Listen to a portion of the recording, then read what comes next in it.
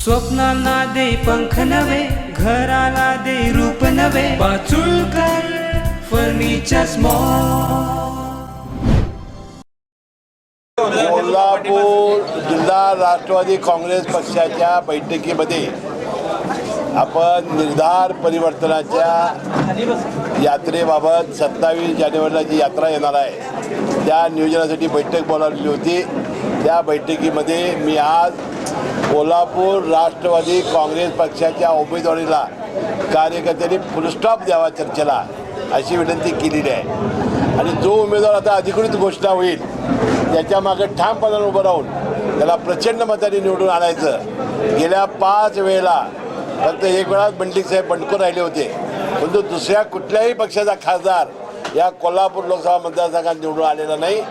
त्याप्रमाणे राष्ट्रवादीचा उमेदवार प्रचंड मताने विजयी होईल याची खात्री देण्यासाठी आज आम्ही कार्यकर्ते जमलो होतो. पवार साहेब आणि आमची सृष्टी यांनी जे ठरवतील तो उमेदवाराच्या मागे आम्ही ठामपणे उभं राहणार. ते आमच्या घरातलं भांडण होतं.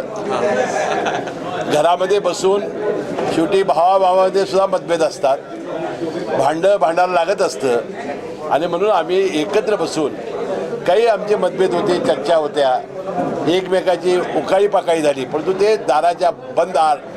आता आम्ही बाहेर आल्यानंतर आमचं पांडवाच्यासारखं आहे. पांडव आम्ही एक असतो, कौरव आणि पांडव 105, शत्रू आला की 105 विरुद्ध सगळी असं असतं. त्यामुळे आम्ही सगळी एक आहोत. पवार साहेबांना आम्ही पूर्ण अधिकार दिलेले आहेत. घोषणा लवकरच होईल. आजच आमचे लाईव्ह मराठीचे यूट्यूब चॅनेल सबस्क्राईब करा आणि नोटिफिकेशनसाठी बेल आयकॉनवर क्लिक करा.